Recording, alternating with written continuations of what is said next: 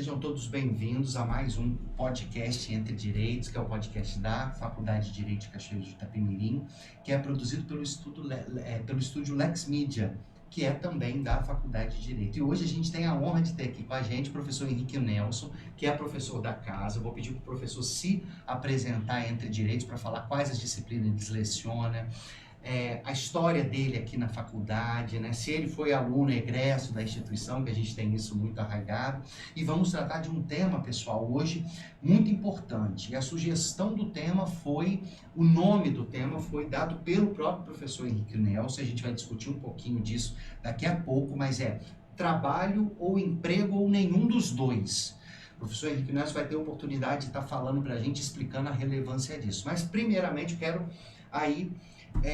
agradecer, professor, a sua presença aqui no Entre Direitos, dizer para você que é uma alegria para a gente estar recebendo você aqui nesse projeto, que é um projeto que a gente está fazendo para a comunidade, né? Para a comunidade da faculdade, para os nossos alunos, para os nossos professores, para os nossos funcionários e também para toda a comunidade do sul do estado e para quem esse podcast puder estar alcançando. E a nossa opção nesse primeiro momento foi homenagear as pratas da casa, os professores da casa. Então eu agradeço muito o senhor ter aceitado esse convite da gente. E já começo falando isso. Quem é o professor Henrique Nelson? Quem é o Henrique Nelson Entre Direitos? Fala um pouquinho para a gente. Boa tarde a todos. Professor Tiziano, eu quero agradecer a oportunidade e, mais do que nunca, para mim é uma honra servir a essa casa que eu tive a honra de me graduar, e a minha turma foi a turma da Constituição Federal de 1988. Olha isso! Então nós tivemos a honra de, durante o período do curso, acompanhar os trabalhos da Assembleia Constituinte até a promulgação da Constituição no ano da nossa formatura. E depois, uma série de circunstâncias foram caminhando ao ponto de eu acabar enveredando a minha prática profissional na área empresarial e na área do trabalho. Fiz a minha especialização em Direito do Trabalho no início dos anos 2000 e tive a honra de, em 2006, ser convidado para substituir a professora de, então, Direito Comercial, que precisava se afastar durante uns meses, porque ela também era advogada da Vale, precisava ficar fora do país. E eu fui convidado para substituí-la. E a partir dessa substituição, por várias circunstâncias, eu acabei dividi cadeira com ela durante uns anos. Depois ela ficou só em Vila Velha, que é professora lá, e eu assumi a cadeira de Direito Empresarial. E em 2014 tive a honra de também assumir a cadeira de Direito do Trabalho, que forma a minha base de atuação, de especialização, de vida profissional, direito empresarial, direito do trabalho. Eu sou advogado do Sindirochas, que é o Sindicato das Indústrias de Mármore e Granito do Estado do Espírito Santo, há 30 anos. Então, logo eu me formei, me graduei, eu já tive, por várias circunstâncias, a oportunidade de assessorar o então presidente desse sindicato, e desde então, entra presidente, sai presidente, eu continuo assessorando na área trabalhista, faço negociação coletiva com sindicatos, mantenho meu escritório para alguns clientes também, mas a vida acadêmica é realmente a minha grande paixão. E poder compartilhar isso nessa estrutura maravilhosa que a FDCI montou é uma honra muito grande. Que maravilha. E é só você da família que fez direito, professor? Não, eu tive a honra também de, nesse período de substituição, por exemplo, lecionar para minha esposa, que estava terminando a faculdade. Juro, eu não sabia disso, não. Fui professor dela nesse período de finalzinho, início da minha ação aqui na faculdade. E já era sua esposa? Nós já éramos casados já. O meu filho, pequenininho, vinha assistir às aulas com ela, e agora ele teve também a oportunidade de se graduar e eu pude lecionar para ele, ser orientador de TCC dele. Então, para mim é uma honra muito grande, porque não só a minha história, mas a história da minha família também está ligada com a Faculdade de Direito de Cachoeiro de Itapemirim, FDCI. Que lindo. Eu sabia que o seu filho, que foi meu aluno, também estava aqui. Isso já é muito bonito, né? Assim, observando isso. E que é muito comum entre os professores da faculdade. Você tem os professores e esposa. Eu não sabia a história da sua esposa, que você deu aula para ela aqui já enquanto vocês estavam marido e mulher. Que coisa sensacional. São histórias que a gente só encontra meio que aqui na faculdade, né? Verdade. Esses 60 anos são histórias muito peculiares, são legais. E outra coisa que eu achei legal que você me falou é que você estava estudando Então, enquanto a Constituição estava sendo formada, estava sendo discutida e você formou então em 88, 89? 88, dezembro de 88. Então ela estava fresquinha Sim, ali, outubro, sim. novembro, dezembro, 2 meses de nova Constituição. Inclusive, a minha turma, na comissão de formatura, trouxe o então governador de Alagoas, que depois veio a ser presidente da República, Fernando Collor de Mello, para fazer uma palestra Cachoeiro Itapemirim sobre os dispositivos constitucionais de remuneração do servidor público, porque ele estava sendo conhecido como caçador de marajás em Alagoas. Era esse nome. E ele veio para fazer uma palestra a convite da nossa comissão de formatura aqui em Cachoeiro Itapemirim. Como as coisas são. Você falou caçador de marajás, eu lembro perfeitamente dessa ideia. Quem diria que logo depois as imagens tinha aquela da casa da Dinda, aqueles escândalos, aquelas coisas. E é bom saber que a gente acaba sendo testemunha disso tudo, Exatamente. né? Que coisa maravilhosa. E deixa eu perguntar para o senhor assim, e aí fugindo disso, porque a Constituição de 88, você conseguiu perceber uma guinada grande em termos constitucionais, antes da Constituição de 88 e depois da Constituição? Deu para você perceber lá naquela época qual era o sentimento que se tinha? Era um sentimento de descrédito ou não era um sentimento? Você consegue resgatar esse sentimento que vocês tinham naquele lugar, naquele momento, vocês enquanto de repente foram, ou então o espírito da faculdade naquele momento? Porque só para a nossa audiência entender, né? Ela não foi feita da noite para o dia, né? Nós tivemos aqueles senadores, aqueles legisladores biônicos que chamavam-se, né? Que tinham que estar no Congresso trabalhando para as coisas do dia e ao mesmo tempo produzindo nessa nova Constituição. Então me parece, eu estou puxando aqui, de repente eu esteja errado, mas a ideia de senadores ou cameristas ou congressistas biônicos, né, que trabalhavam tanto para constituir uma nova Constituição, uma nova ordem jurídica, quanto romper com aquela outra ordem jurídica. Eu ficava, né, nesses dois enfim, como é que era esse sentimento que se tinha? Se eu consegue lembrar, resgatar alguma coisa aí na memória para contribuir aqui com a gente nisso, porque eu acho isso tão interessante, porque é o nosso marco, né? Nós como professores o tempo inteiro falamos, nós lemos o direito a partir da Constituição. Você vai ter a oportunidade de falar, mas eu queria saber um pouquinho desse sentimento, se teve essa percepção, aquela época lá de você, menino, se formando, como é que era isso, como é que era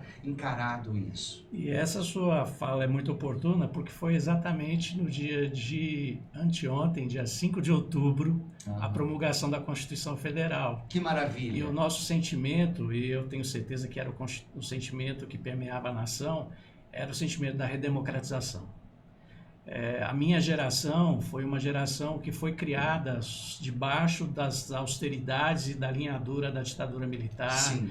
Eu que nasci em São Paulo, cresci em São Paulo e com 20 anos que eu vim aqui para o Espírito Santo e acabei me radicando aqui, eu fui criado, por exemplo, todo ano tinha a Semana da Exposição do Exército, com ufanismo militar. Isso então permeava a formação das crianças, dos jovens, né? Então, naquele momento da Constituição Federal, da Constituinte mais precisamente, da Assembleia Nacional Constituinte, havia um sentimento de redemocratização muito grande. E não por acaso, realmente, a fala de Ulisses Guimarães, que ficou muito bem clara, né, considerando a Constituição Federal de 88 uma Constituição cidadã, resgatando a cidadania, a pessoa na sua integralidade, o ser humano na sua integralidade, os direitos sociais, a proeminência deles. No campo, por exemplo, da legislação trabalhista, a gente vê que a Constituição ela foi além de ser princípios, de trazer pressupostos de validade, ela é fonte material de direito do trabalho. Ela traz dispositivos que são extremamente importantes na formação da sociedade brasileira hoje. Então foi um marco. A Constituição Federal de 88 e todo o processo da Assembleia Nacional Constituinte foi um marco de um novo tempo, de esperanças, e isso não se resolve também de uma hora para outra, mas é uma construção que começa lá e vem sendo feita ao longo do tempo. Maravilha, que bom. Professor, me fala um pouquinho, agora essa é uma pergunta que eu fiz para todos os professores da casa e não vou me esquivar de você, não. O que é direito para você? O que você enxerga como direito? E aí você pode me dar uma definição acadêmica, não, mas assim, o que interessa para a nossa audiência é você, dentro da sua história, da sua historicidade, você, Henrique Nelson, professor de direito, que vive do direito e vive a partir do direito. Uma pessoa chega para você e fala, o que é direito para você? O que você sente? O que você percebe? Na verdade, como nós, seres humanos, nós somos seres relacionais, então o nosso relacionamento e a nossa vida em sociedade, desde a célula máter da sociedade, que é a família, até um contexto maior em onde a gente conviva, demanda ações que envolvem princípios, que envolvem aspectos internos, mas acima de tudo aspectos externos. Eu não tenho dúvida que o direito ele abarca tudo isso porque envolve uma vida honesta, de não lesar ninguém, de dar a cada um o que é seu, de entender que ninguém vive isoladamente, mas que nós temos de viver em coletividade.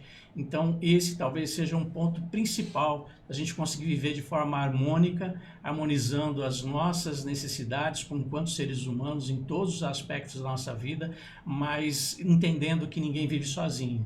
Como conviver em sociedade.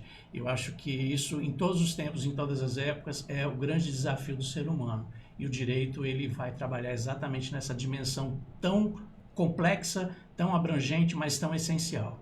Maravilha, muito bom. Vamos falar então de temas jurídicos, realmente um tema extremamente contemporâneo. Deixa eu contar para a nossa audiência como é que foi isso. Eu convidei o professor Henrique, né, para vir falar com a gente. Falei, professor, escolha um tema, né, que seja de conforto para o senhor e tal. E aí ele veio com um tema para mim, pessoal, assim, falando, vamos falar assim, trabalho ou emprego ou nenhum dos dois. E já achei o tema extremamente provocativo e extremamente contemporâneo. Hoje a gente está nessa perspectiva que a gente ouve. Antigamente a gente nem ouvia isso, né? As pessoas se identificam. Você é PJ ou CLT? Eu achei maravilhoso isso, porque e assim, a forma como é que o povo está falando, o linguajar, você é PJ ou CLT, independente de se essa fala como eu vou dizer, se é uma fala correta ou não, mas tipo assim, PJ, né? Pessoa jurídica e CLT, consolidação das leis de trabalho, são temas jurídicos que estão na boca do povo. Então eu achei assim muito interessante essa verificação. E a minha primeira pergunta, professor, com relação a esse tema, trabalho, emprego, que são temas jurídicos, são temas de importância social, mas e por ser sociais, né, são temas jurídicos, são necessários, ou nenhum dos dois. Eu quero saber primeiro, não, mas eu quero que você tente me responder nesses dois, assim, por que escolher isso, qual a relevância, né, por que esse tema, e o que o senhor quis dizer ao nominar trabalho, emprego ou nenhum dos dois? Pois não. O que significa isso para a gente? Nós estamos vivendo um contexto muito complexo, sob todos os aspectos. Em que sentido? A economia, inclusive a macroeconomia, ela vive um momento muito singular. Independente do viés ideológico, a economia ela é uma economia globalizada, porque nenhuma nação consegue ter todos os movimentos de produção interna para satisfazer as necessidades da sua própria população. Nem uma grande nação como os Estados Unidos da América, nem a China e nem um país ainda em desenvolvimento em qualquer outro continente. Então, essa interligação, ela por si só já é complexa e soma-se a isso um momento extremamente complicado que nós vivemos, que leva a situações de barreiras alfandegárias e taxação, coisas que os países sempre tiveram para proteger suas economias, mas hoje, nesse contexto global, isso cria uma insegurança muito grande. E, ao mesmo tempo, aspectos internos também são extremamente importantes porque acabam levando a uma insegurança econômica e, por isso mesmo, o ordenamento acaba, muitas vezes, criando conflitos e trazendo uma sinalização, principalmente de futuro e de segurança para quem precisa ter o desenvolvimento da sua vida econômica e social, com muita insegurança. Eu tenho visto em sala de aula, por exemplo, a cada ano, nós sempre perguntamos para os nossos alunos, ao conhecê-los, quem quer efetivamente trabalhar na área do direito, quem quer fazer um concurso público para prestar serviço como servidor público, ou quem quer advogar, e quem quer eventualmente fazer a faculdade de direito, mas desenvolver uma outra atividade. E a gente vem acompanhando na prática o que a mídia vem informando de uma mudança muito grande em relação a essa percepção. E isso é muito claro porque trabalho, na verdade, é o gênero onde emprego é uma espécie, não a única, mas ainda que seja a principal. E, ao mesmo tempo, a gente vê que, muitas vezes, o contexto socioeconômico, político, tem levado os países, inclusive o nosso, à necessidade de amparar as pessoas mais desassistidas, criando, inclusive, benefícios governamentais, e, ao mesmo tempo, cria uma situação em que muitos se acomodam a essa realidade e preferem viver de um benefício governamental do que, efetivamente, trabalhar, por exemplo, com vínculo empregatício. Outros preferem desprezar essa realidade de um vínculo empregatício seletista no Brasil, mas desenvolver uma outra atividade, um trabalho diferente, quer seja autônomo, quer seja como um microempreendedor individual, e ao mesmo tempo também tem esses que querem efetivamente empreender, montar uma empresa e que ainda são poucos em relação à necessidade de movimentação da economia. Então, essa realidade que nós estamos vivendo é que me levou a gente escolher falar sobre isso, porque a gente tem percebido uma fuga muito grande de pessoas no vínculo de emprego, a busca por alternativas de trabalho e, ao mesmo tempo, uma realidade social também em que muita gente acaba se escorando em uma ação do governo federal, do governo estaduais, de benefícios e não se preocupando com o futuro, da sustentabilidade da economia. Entendi. Então, só para nossa audiência poder entender, professor, e eu entendi bastante, mas pelo que eu entendi, a gente vai falar um pouco então de trabalho, vai tocar um pouco nesse elemento trabalho, nesse conceito trabalho, mas vamos falar também de um outro conceito que é um pouco menor, que está dentro desse conceito maior, que é o emprego. E vamos falar, de repente, daqueles que não fazem nada disso e que não fazem nada disso. Por quê? Porque não precisam, porque recebem benefícios do governo e porque isso, de repente, pode, de alguma forma, também atrapalhar aí as grandes questões sociais do Estado no nosso recorte, o Estado brasileiro. Né? Seria mais ou menos por aí que a gente vai caminhar. Perfeito. Né? Beleza. E aí a próxima pergunta que eu faço, então, para o senhor é essa. O emprego está em crise, mas antes disso, queria ver se a gente consegue entender assim. O emprego está em crise e existe diferença entre emprego e trabalho? Ou não? Vamos por partes então. Primeiro, há diferença entre emprego e trabalho, professor? 2, o emprego está em crise? E 3, que está me ocorrendo agora. A crise do emprego, ela é boa, ela é ruim, se existir, né? Se ela existir, a depender da sua resposta. Isso é bom, isso é ruim, isso depende. Como você vê isso? Pois não. Como eu falei, trabalho é um gênero que comporta várias espécies, como trabalho autônomo, trabalho doméstico, trabalho eventual, trabalho avulso, trabalho voluntário e o trabalho com um vínculo de empregatício, o emprego. Então, o trabalho é muito mais amplo. Né?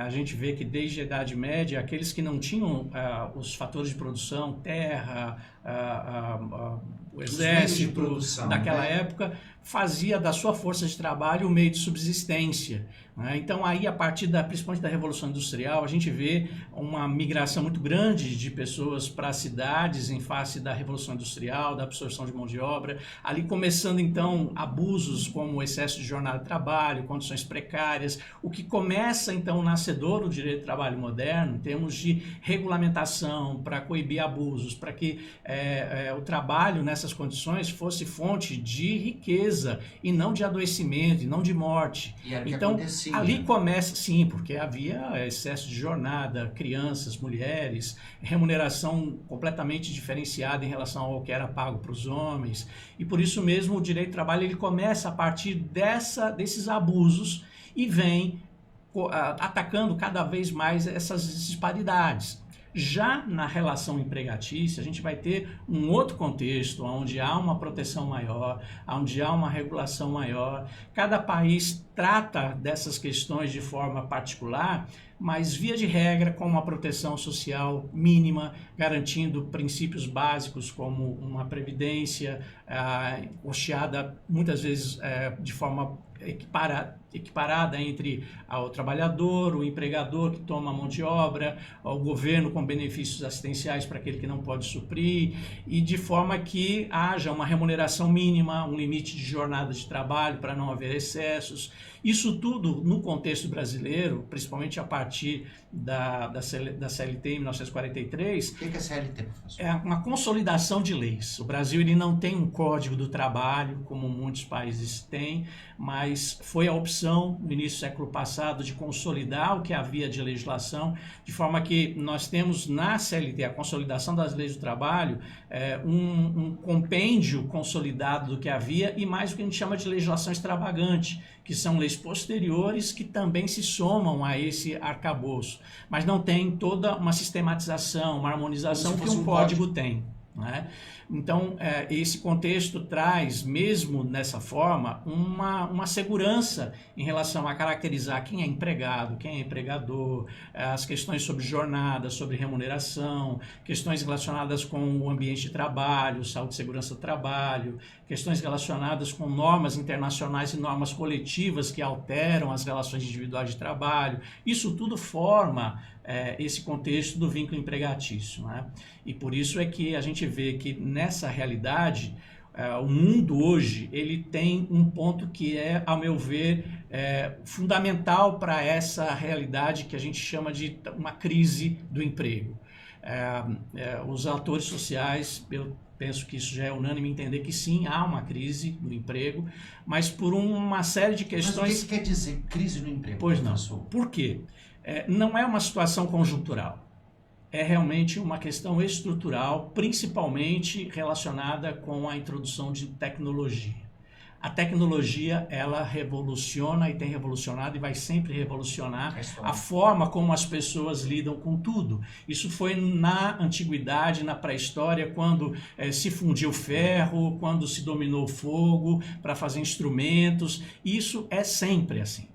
O mundo viveu recentemente uma realidade muito crítica, que foi a pandemia, onde então pontos críticos levaram a uma realidade pela necessidade de subsistência, das pessoas continuarem tendo o seu meio de vida, mas ao mesmo tempo a necessidade de afastamento do trabalho. Só que nós já tínhamos uma realidade tecnológica que já permitia, por exemplo, um trabalho remoto, um trabalho à distância.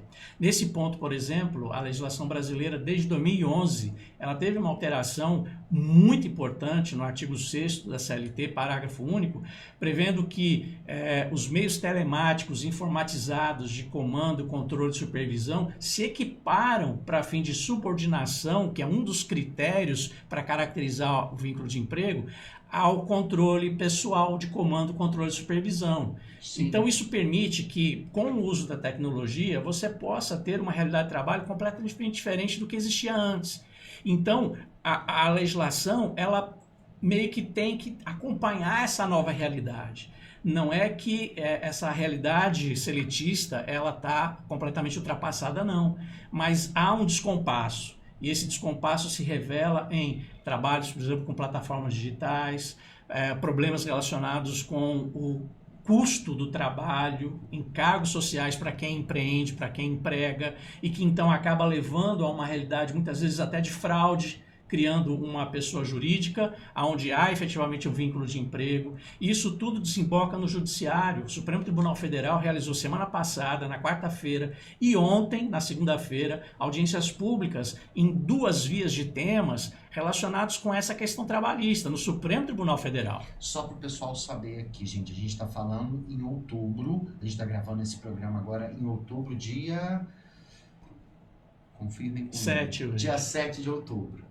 Vamos lá, continua. O professor Supremo, então, está utilizando nessas duas... Exato, exatamente para discutir essa realidade de hoje em que muitas vezes não é só o empregador que prefere contratar a pessoa, ao invés de com vínculo empregatício, como uma pessoa jurídica para ter um encargo social menor.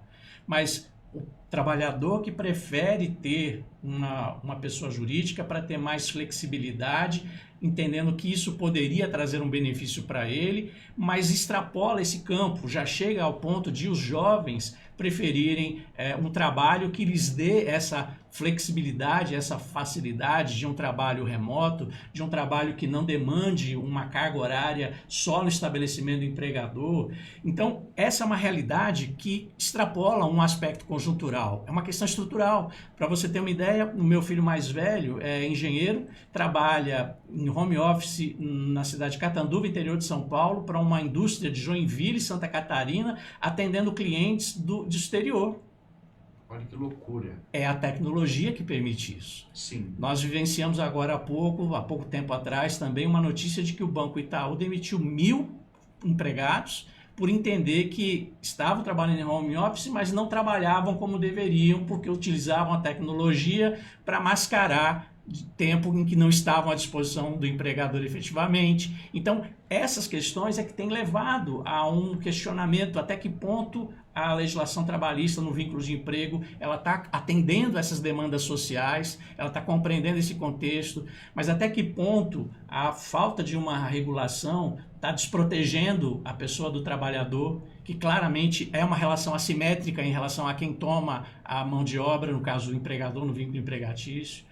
Por outro lado, quando se quer trabalhar por outras formas, como autônomo, um entregador de materiais ou de refeições ou de transporte de passageiros com plataforma digital, até que ponto isso é um vínculo mascarado, até que ponto isso falta uma regulamentação para protegê-los, são questões que precisam ser dadas respostas para a sociedade para adequar. Você entende que a gente está, então, no meio dessa crise ainda. E o direito ainda não se adequou totalmente a essas novas realidades, a essas demandas. Para você ter uma ideia, a Assembleia Geral da Organização Internacional do Trabalho, a OIT, que se reúne todo ano em Genebra, na Suíça, esse ano, o ponto central da discussão foi a discussão de uma convenção internacional que trate sobre esse trabalho com plataformas digitais, e não se chegou a um consenso. O resultado foi criar uma comissão para estudar melhor o assunto, para, na Assembleia Geral da OIT do ano que vem, tentar criar uma norma internacional sobre essa questão. Isso não diz respeito só ao Brasil, o mundo inteiro está discutindo essa realidade. Isso talvez em razão da complexidade que envolve os trabalhos que estão relacionados às plataformas digitais, né? Porque cada um utiliza de uma forma, foi o que o senhor acabou de falar, o Itaú acabou de rescindir contratos de trabalho porque entende que aquelas pessoas deveriam estar à disposição e mascararam isso. Por outro lado, existem pessoas que estão numa relação, um trabalho à distância, mas que é uma típica relação de emprego, né? Então, me parece ser uma realidade muito complexa, né? Qual a distinção principal hoje, o que nós temos hoje no direito, para distinguir, se você pudesse me dar, em poucas palavras, a relação de trabalho numa perspectiva lato sensu de uma relação de emprego? Pois não. Obviamente que na relação de emprego a gente vai ter os requisitos que vão caracterizar essa situação que é muito singular. A habitualidade, porque se a prestação de serviço ela for eventual, você não tem uma relação de emprego. A própria palavra emprego, ela tem como raiz aquilo que é pregado, quer dizer, faz parte. Então, a habitualidade, a necessidade do empregador que toma esse serviço é porque ele precisa habitualmente ter esse serviço prestado. Então, a habitualidade. A pessoalidade, porque é um trabalho em relação à pessoa que é contratada para prestar aquele serviço e ela não pode subcontratar, não pode ser uma pessoa jurídica que pode se fazer representar por outra pessoa, não pode. Além de habitualidade, pessoalidade, a remuneração, porque se for um trabalho a título gratuito, é um trabalho voluntário, que é uma espécie de trabalho, mas não um emprego. Até porque, em termos de remuneração, o salário, que é a principal espécie desse gênero de remuneração, existem outras parcelas que, por força de lei, de contrato ou de negociação coletiva, o empregador vai ter que conceder, o que muitas vezes leva à discussão sobre custo do trabalho no Brasil. Mas, acima de tudo, tem um último requisito que é talvez o ponto nevrálgico no aspecto jurídico, que é a subordinação jurídica. Não é uma subordinação econômica, né? Mas é uma subordinação jurídica no contexto de que quem dirige a prestação de serviços é o empregador que contrata e o empregado está, então, sujeito a essa direção. Então, no vínculo de emprego, eu não contrato o resultado, eu contrato a execução da atividade. E por isso, então, o empregador tem o poder de comando e o empregado está sujeito a esse poder de comando, que é a subordinação, que envolve, então, em diversos aspectos. No campo do trabalho digital, então, você vai discutir de que forma se vai estar presente essa subordinação. No trabalho autônomo, por exemplo, isso não pode estar presente. No trabalho autônomo, que não tem vínculo empregatício, eu contrato resultado e não a forma como o trabalho é executado. Então, esses requisitos é que vão dizer se eu tenho uma relação de emprego seletista ou se eu tenho uma outra forma de trabalho, que é uma outra espécie de trabalho, mas que não tenha os característicos do vínculo de emprego hoje. Perfeito, professor. Nesse sentido, a Justiça do Trabalho compreende dessa forma mesmo como o senhor está dizendo, né?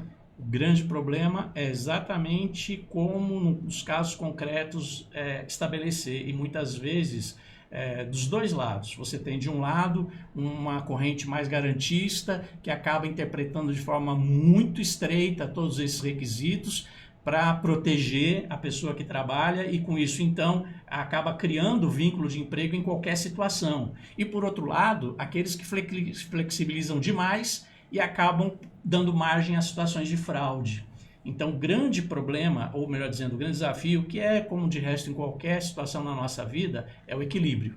Entendi. Como chegar no meio termo de entender a necessidade de você ter segurança jurídica, ter uma proteção mínima para o trabalhador, então você ter uma relação de emprego protegida, mas ao mesmo tempo você ter também outras formas de trabalho que tenha segurança jurídica também, mas que não tenha a rigidez da CLT, por exemplo. Sim, a nossa audiência ela é qualificada no mundo do direito, ou seja, a gente fala que a partir do direito, falamos para aqueles que estão sendo formados e para aqueles que já são formados, por isso qualificada, mas também para aquelas pessoas que têm interesse nas coisas do direito e que não são do direito.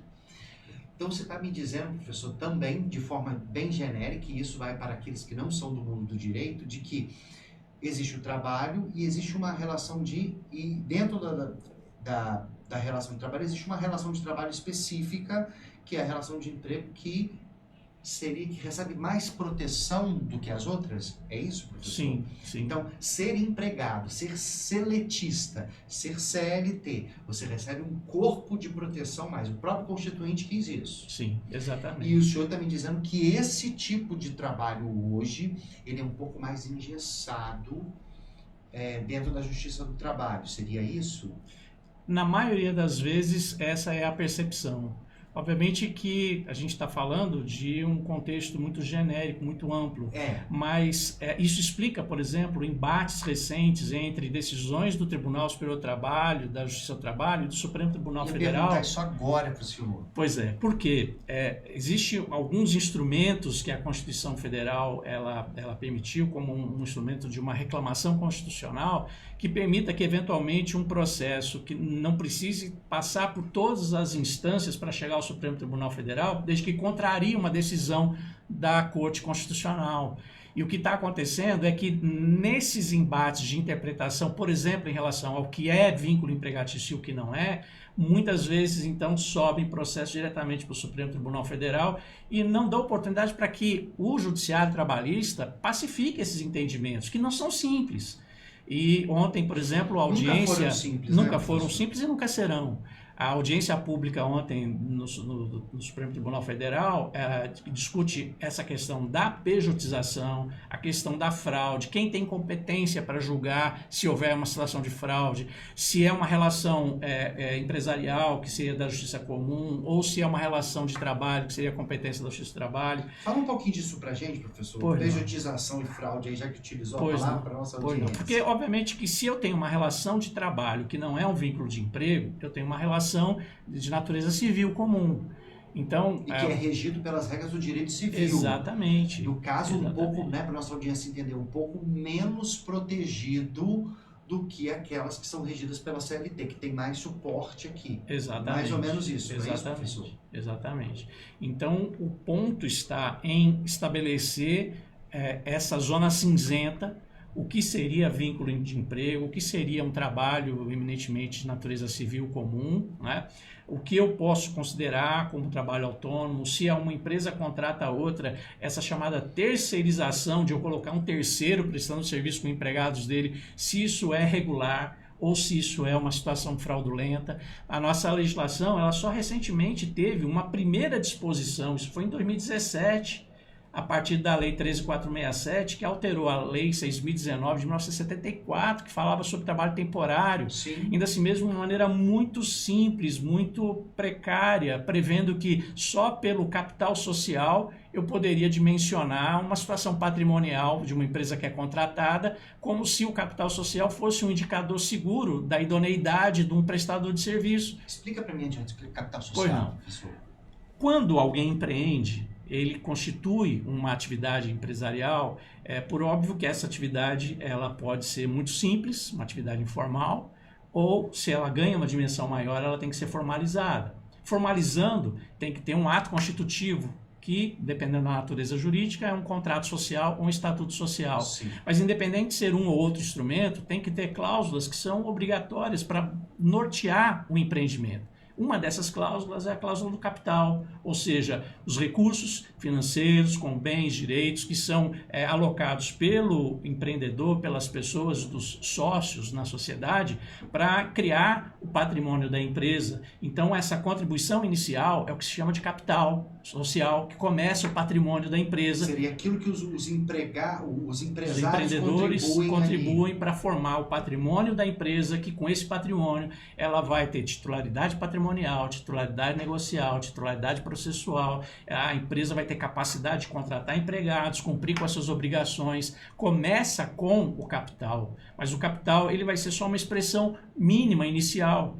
Então, o fato de uma empresa ter uma conta de capital social com X não significa a sua expressão patrimonial. Entendo. Então, ainda há uma necessidade de uma regulação maior para dar mais segurança, por exemplo, no processo de terceirização. Então, você veja que o que nós estamos vivenciando é um aspecto que envolve questões de caracterização do vínculo de emprego, que envolve questão do trabalho autônomo, uma regulação que, pela primeira vez também, em 2017, com a Lei 13.467, se dispôs sobre a necessidade de um trabalho autônomo ser contratado, ter um contrato efetivo, prevendo regras claras, para que não haja os característicos do vínculo de emprego. Então, isso tudo é que, desembocando em crise, leva o judiciário muitas vezes a ter algumas decisões que ainda estão distorcidas, que é natural, e com o tempo é que vai se pacificando e dando segurança jurídica. Entendi. O trabalho a partir das plataformas digitais, ele está sendo tratado como precisa, da forma adequada? A gente já falou um pouco disso, mas estou dizendo isso por quê? Porque eu queria falar depois com você um pouquinho sobre essa questão da subordinação algorítmica, Perfeito. Que falam muito, eu preciso que a nossa audiência entenda isso um pouquinho também. Perfeito. Essa questão da tecnologia é um dos pontos nevrálgicos do mundo moderno, e a gente crê que nós estamos só num início muito pequeno de tudo que pode vir por aí. A gente falava informalmente agora há pouco sobre chat GPT e tantos outros meios de inteligência artificial que são uma realidade. Sim. Então, se antes era uma ficção, hoje nós estamos vivendo essa realidade, mas ainda muito embrionária, o potencial é muito grande ainda. E no campo das relações de trabalho, isso não é diferente.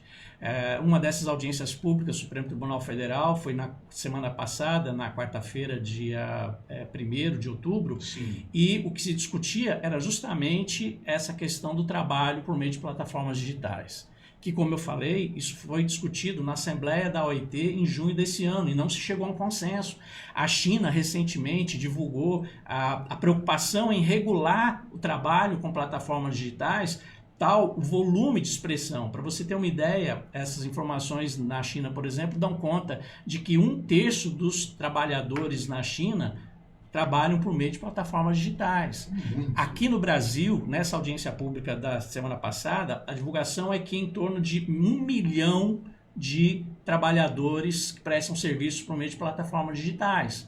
Quer seja através de uma motocicleta, fazendo entrega de refeições, de mercadorias, quer seja através de transporte de passageiros. E então a discussão é, em que ponto isso seria um vínculo de emprego mascarado, em que ponto precisaria ter uma segurança jurídica para aqueles que querem empreender com autonomia e utilizando o seu veículo próprio até para prestar serviço, mas ter liberdade para fazer isso sem a rigidez de um vínculo empregatício, de uma CLT. Então, esse é o grande centro da questão.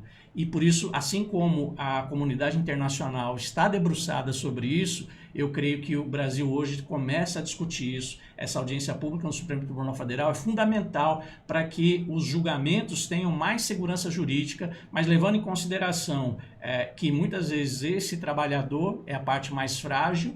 Muitas vezes ele acaba colocando o seu veículo para prestação de serviço porque ele não tem uma outra fonte de renda, mas ao mesmo tempo também ele prefere essa flexibilidade do que uma rigidez de um trabalho seletista com horário, com uma situação em que ele precise cumprir uma determinada meta. Esse tem sido o ponto central. Então, ainda há a necessidade de uma regulação. Isso ficou muito claro nas falas da semana passada. A Procuradoria-Geral da República já tem se manifestado apoiando as decisões, por exemplo, do Supremo Tribunal Federal, de que existem outras formas de trabalho que não só o vínculo de emprego, mas o grande desafio é dar segurança jurídica para todas essas correntes. E é muito interessante isso.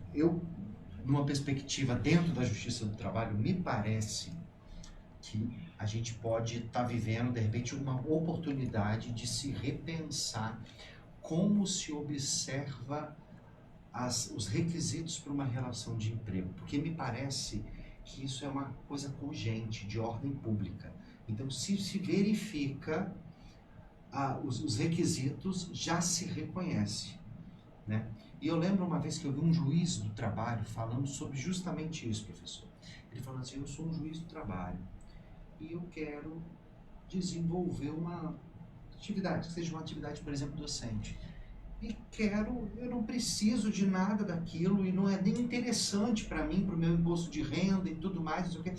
E eu quero fazer um contrato que não seja um contrato de vínculo de emprego, né? E aí, a Justiça do Trabalho vai reconhecer isso? Não vai reconhecer? Porque isso é um dogma, parece que é de ordem pública essas questões, que isso não se mexe. Então, mesmo que o que vai ser contratado, então tido como empregado, queira, isso me chamou muita atenção. E por que eu estou colocando isso? Estou colocando isso nesse sentido. Você acha que, modernamente, qual é a tendência? Eu sei que a gente está falando, de repente, meio que bola de cristal, e a gente pode errar e está tudo bem, porque é o que a gente está esperando. Você acha que vai ter alguma reformulação dessas relações de emprego? Você acha que essas garantias e esses benefícios tendem a diminuir? Como vai ser porque a gente está nesse momento de crise, né? Então, o que a gente tinha, o que se existia antes, era uma coisa, posta na lei em conquistas. Nós estamos tendo uma outra realidade que está sendo posta. Então, qual vai ser a síntese nesse movimento dialético, né? Qual a resposta? O que você acha que vai produzir aí no meio disso tudo? Eu digo especificamente para a relação de emprego. Você acha que vai desafrouxar, que o pessoal realmente vai sair? Então, porque uma coisa ninguém quer perder seus direitos. Naturalmente, ninguém quer deixar de perder os seus direitos. Mas, por outro lado, é aquela questão do seu título. O trabalho, o emprego, ou nada. E aí? Porque as relações se estabelecem hoje, esses meios de produção, essas novas tecnologias colocam em xeque tudo isso. Como você vê mais ou menos essa verificação? Eu sei que é meio difícil a pergunta. E, de repente, você pode pensar depois aqui um tempo e mudar de opinião, porque a gente é assim, porque o ser humano é assim, e porque o direito é assim, juristas mudam de opinião o tempo todo, a gente muda. Mas hoje, qual a sua análise em relação a essa ideia específica da relação de emprego? Pois não. Esse seu raciocínio é o que está no cerne de tudo. Inclusive, nessa questão que a gente vinha falando sobre a questão do trabalho em plataforma, se isso tem vínculo de emprego, se não tem, você citou a questão da subordinação algorítmica, que vem sendo muito discutido, porque o que está por trás disso é justamente a tecnologia. E o que se fala é que muitas vezes essas plataformas que fazem só intermediação da mão de obra não prestam serviço de transporte de passageiros, não prestam serviço de fornecimento de alimentação, mas intermediam a atividade de quem tem o bem e a entrega desse bem ou o transporte da pessoa que quer se locomover, utilizando a tecnologia, no caso da subordinação algorítmica, por exemplo, isso exemplificando essa questão toda, ela cria situações, segundo o que a gente tem acompanhado nas discussões, em que a tecnologia ela acaba fazendo com que, muitas vezes, a pessoa, apesar de ter uma relativa flexibilidade na prestação de serviço, ela acaba muitas vezes sendo ou alijada em uma situação mais favorável, porque, por exemplo, ela se desconecta mais, ela não aceita tantos serviços quando são contratados, quer seja pelo transportador, é mal avaliada. Isso seria uma forma de controle por parte do tomador do serviço ou do contratante de uma subordinação escamoteada. Então você veja que são situações complexas, isso não é simples. E por isso mesmo, essa questão está no âmago desse momento que a gente vive discutindo de que forma o mundo vai vivenciar uma necessidade de uma segurança jurídica para quem presta serviço, ao mesmo tempo flexibilidade para quem precisa e almeja essa flexibilidade na prestação de serviço, quem precisa tomar a prestação de serviço que tenha um custo razoável em relação a isso, até para concorrer em meio a essa economia globalizada, e ao mesmo tempo o Estado que tem que prover para os seus cidadãos, inclusive pensando na Previdência Social. Nós estamos numa situação que daqui a alguns anos, se a continuar essa chamada crise da CLT, nós vamos ter muito menos gente contribuindo em relação àqueles que vão, a população envelhecendo, precisar de aposentadoria. Como fica isso? Então, o que me passa pela percepção é que não demora, nós vamos precisar ter um grande concertamento social, um grande pacto social envolvendo todos os atores, onde essas questões sejam colocadas de forma muito clara. Nós vivenciamos isso numa reforma tributária recente, que não conseguiu atingir o que precisava, a reforma administrativa, a reforma da Previdência Social. Então veja que é um contexto muito maior, e essa questão do emprego é um dos reflexos disso, mas que precisa ser enfrentada, porque senão nós teremos uma população cada vez mais envelhecida, nós teremos a tecnologia que é um caminho sem volta, mas nós precisamos ter segurança jurídica em relação a quem quer trabalhar com vínculo de emprego, quem quer tomar esse emprego, mas precisa ter um custo razoável para poder manter o vínculo de emprego, tomando empregados, contratando empregados, aquele que quer trabalhar sem vínculo de emprego e que tenha segurança jurídica para isso, mas que seja protegido minimamente em relação a direitos fundamentais, para que não haja uma que a gente chama de proletarização do trabalho. Então são essas questões que estão no cerne do momento atual. Por isso trabalho ou emprego ou nenhum dos dois, onde muitas vezes as pessoas acabam se colocando sem saber para que lado vai, e muitas vezes desprotegidas. Então o Estado tem um papel muito grande nisso. O Judiciário tem um papel muito grande nisso, e eu creio que o Supremo Tribunal Federal está entendendo esse papel e, junto com os órgãos do Poder Judiciário, mais especificamente da Justiça do Trabalho, entendem a responsabilidade desse momento. Perfeito, professor. Eu queria voltar com a ideia da subordinação algorítmica. Eu gostei aí dessa fala do senhor e me dissesse mais. Então, a subordinação algorítmica, me corrija se eu estiver errado para a nossa audiência entender perfeitamente. Você tem aquela plataforma digital, aquele aplicativo, né? E ali, então, por exemplo, se eu estou no aplicativo de que eu preciso de pegar aí locomoção, o que a gente fala do Uber e etc, né? E se essa pessoa que é uberista, que está ali, ela não está se disponibilizando ali sempre, não está sempre a disponibilização. Me parece que o algoritmo não vai disponibilizar ela o suficiente quando ela se colocar à disposição, ou então se ela não atende às perspectivas que estão previstas ali, ela pode receber uma má avaliação e isso pode comprometer aí esse serviço que ela está prestando. É mais ou menos isso, professor? O que é realmente essa ideia da subordinação ao algoritmo? Seria que essa pessoa que está trabalhando, esse uberizado, esse pejotizado, ele está subordinado, portanto, às expectativas e metas da plataforma, ou por detrás da plataforma, por exemplo, quando a gente fala de uma plataforma de entrega de alimentos. Você tem uma empresa que faz a entrega de alimentos, que se vale dele, né? E aí ela vai intermediar realmente. Porque são duas realidades distintas e também são mais complexas também, imagino eu, né? Bem complexo. Para você ter uma ideia, um dos sindicatos de entregadores do Rio Grande do Sul, através do seu advogado, que fez uma sustentação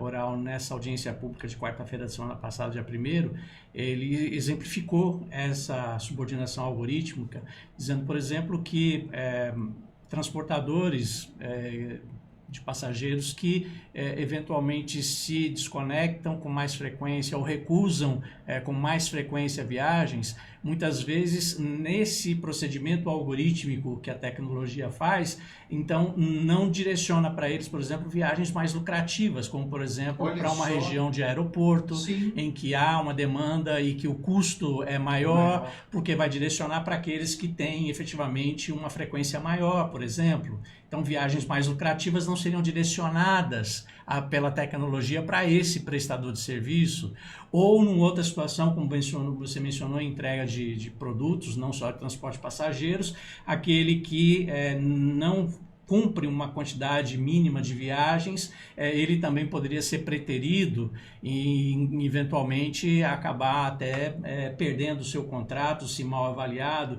Então, a subordinação algorítmica, ela estaria, então, segundo esses entendimentos, né, ela estaria caracterizando que há um controle, sim, por meio de quem contrata e que não haveria tanta autonomia como se diria num trabalho sem vínculo de emprego. Então, esse requisito da subordinação estaria preenchido pelo controle através da tecnologia por um algorítmico, que como a gente sabe de redes sociais, se você acessa uma pesquisa, uma determinada matéria, aquilo só vai aparecer para você, porque presume que você tem interesse naquilo. Seria a mesma lógica. Seria a mesma lógica. Então, é uma forma de entender que pela tecnologia que aquele profissional ele tem mais mérito do que outro, mas ao mesmo tempo que quem toma esse serviço poderia controlar o tempo que está trabalhando, a forma como está trabalhando e não só contratar o resultado, mas a forma como o serviço é feito, o que é um dos característicos do vínculo de emprego. E aí a minha pergunta é para a nossa audiência entender. Caracterizado então essa subordinação algorítmica, quem seria responsável? Quem está utilizando do aplicativo ou o próprio aplicativo, ou teria-se uma responsabilidade solidária, subsidiária ou não? E se existe essa responsabilidade distinta para a gente? Essa não é uma resposta simples também, porque é igual cartão de crédito, que é um contrato complexo, porque envolve uma bandeira, envolve uma instituição financeira, envolve uma empresa que permite pagamento do cartão de crédito e o cliente. Nesse trabalho com plataformas digitais, da mesma forma. Muitas vezes, o empregador ou aquele que vai controlar o serviço, por exemplo, através do algoritmo, é a plataforma. Mas muitas vezes a plataforma ela é apenas como se fosse a bandeira do cartão de crédito. Porque, na verdade, você vai ter uma empresa que contrata por meio da plataforma aqueles entregadores, mas quem vai dirigir a forma de serviço é a empresa fornecedora de, por exemplo, de alimentos, onde a plataforma é apenas o elo de ligação. Vamos dar nomes, assim, explicar para a nossa audiência. Eu tenho um restaurante que faz hambúrgueres. E aí, então, eu contrato uma plataforma e ali que está o algoritmo e tem uma série de pessoas que vão entregar, né? E aí desenvolve para mim, professor, como é que ficaria isso? A quem a gente responsabiliza ou não responsabiliza? Obviamente que quem pode fazer o controle direto do trabalho prestado seria, no caso, a empresa, o restaurante, a lanchonete. Porque aí a plataforma seria só um instrumento digital para viabilizar isso, como um programa de computador que eu adquiro para prestar esse serviço. Perfeito. Agora, por outro lado, você vai ter já, ao nível de tecnologia, atividades tecnológicas tão complexas como, por exemplo, o próprio Uber.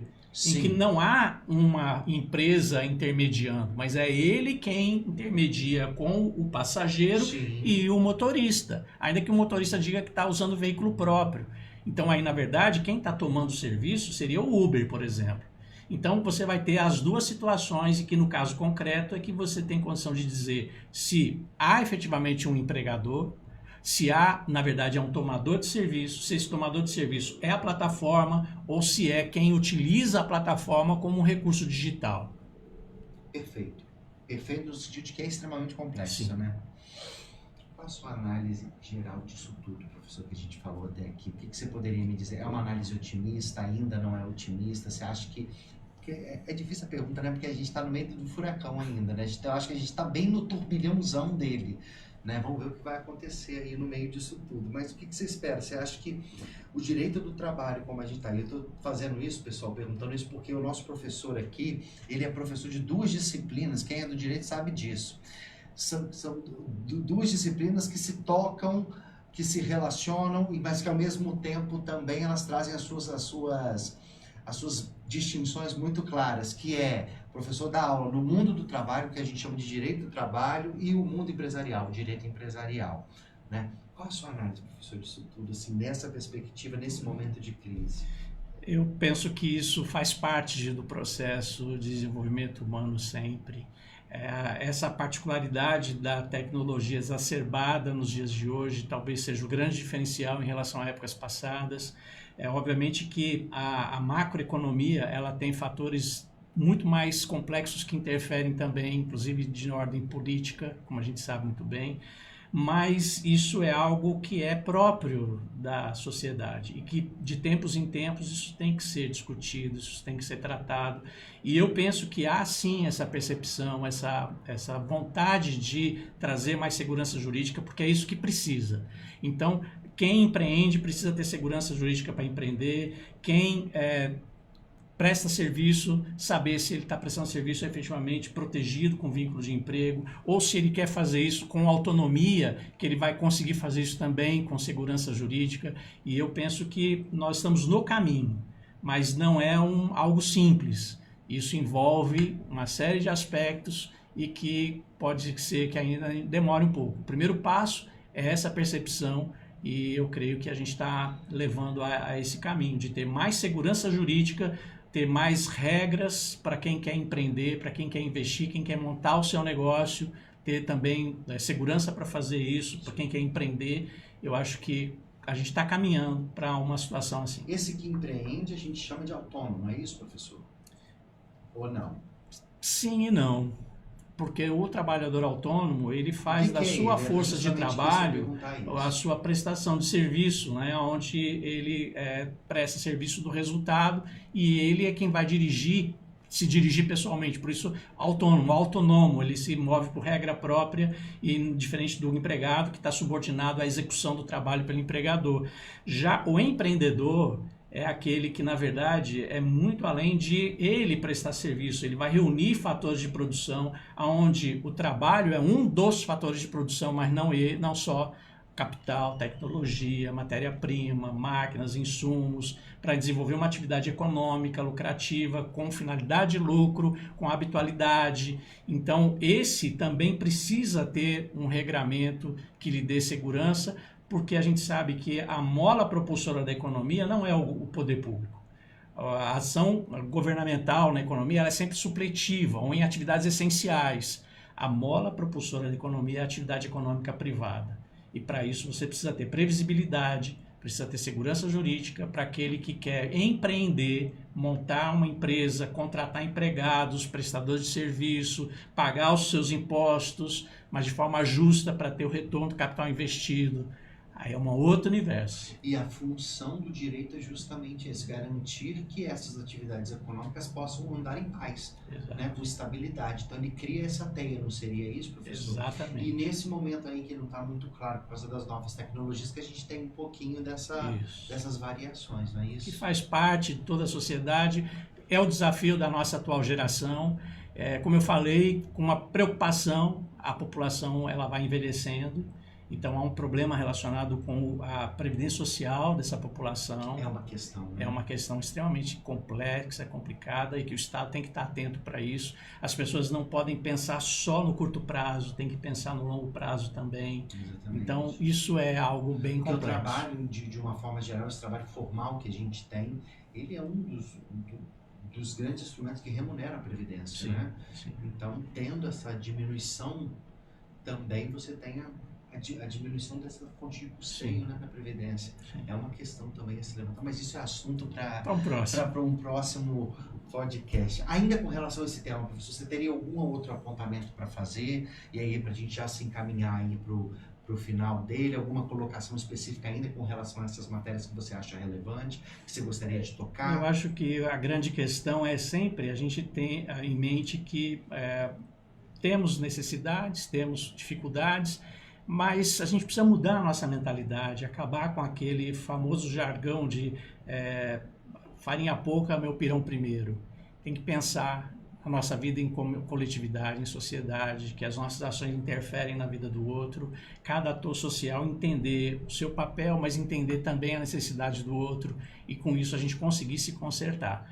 E eu termino finalizando com a minha experiência profissional nessa parte trabalhista, empresarial, em que muitas vezes sentando com representantes de sindicatos de trabalhadores que apresentam de forma justa as suas reivindicações, mas a gente tem que mostrar o outro lado do empregador, o custo do empregador, as dificuldades, a regulação a qual ele está submetido, e então a gente conseguir chegar ao meio termo. E nesses 30 anos, nós nunca tivemos um dissídio coletivo no setor de mármore e granito. Nós esgotamos na mesa de negociação, ainda que leve 2, 3, 4, já chegamos a discutir durante 6 meses um acordo coletivo, mas a gente chega ao mínimo aonde nem um lado só ganha, nem o outro, mas os dois ganham um pouco dentro daquilo que é possível, para que nesse concerto entre os atores sociais, empregado e empregador, os interesses sejam de alguma forma satisfeitos. Eu acho que isso tem que replicar para toda a sociedade. Então, talvez menos justiça, mais soluções extrajudiciais, de conflito, entendeu? Você sentar, discutir, ouvir o outro para tentar chegar ao meio termo. Essa percepção do coletivo, eu acho que é o que precisa sempre. Maravilha, professor. Para finalizar o nosso episódio, que foi maravilhoso, eu quero já agradecer ao professor aqui a toda a contribuição. Faço sempre uma pergunta final para os nossos professores, professor Henrique. Se você pode sugerir alguma coisa que você está de lazer mesmo para o nosso pessoal, né? Algum livro, de repente, que você está lendo que você acha que é interessante, algum filme, alguma série que você está assistindo, algum hobby, alguma coisa que faça sentido aí para crescer no mundo, né, do dia a dia, porque a gente sabe que o que nos faz não é só o direito, a gente é muito mais para além disso. Você tem aí alguma coisa que você tem visto que vale a pena? Olha, lido, assistido, filme, série, sim. Algum lugar, enfim. Olha, eu gostaria de dar um testemunho, na verdade. Sim. Obviamente que livros, séries, isso tudo faz parte do nosso dia a dia, nós precisamos disso. Mas as pessoas precisam ter mais tempo livre, mais uma caminhada na praia, pés na areia, sentir a brisa do mar. Eu tenho tido essa bênção na minha vida, na vida da minha família recente, a gente morar na praia, e isso é fundamental, a gente se desconectar um pouco. A gente ter, sabe, um tempo de mais contemplação, de mais perceber a natureza, o meio em que a gente vive, as pessoas que estão à nossa volta, a atenção aos nossos familiares. Isso é o essencial. O restante, com saúde, com dedicação, a gente corre atrás e a gente consegue. O conselho está anotado, tá? Anotei porque foi muito bom. Quero agradecer mais uma vez. Muito obrigado por estar aqui com a gente, tá, professor? E mais à frente você vai ter mais contribuir aqui. Muito obrigado. Isso é uma honra. Muito obrigado, professor. Obrigado.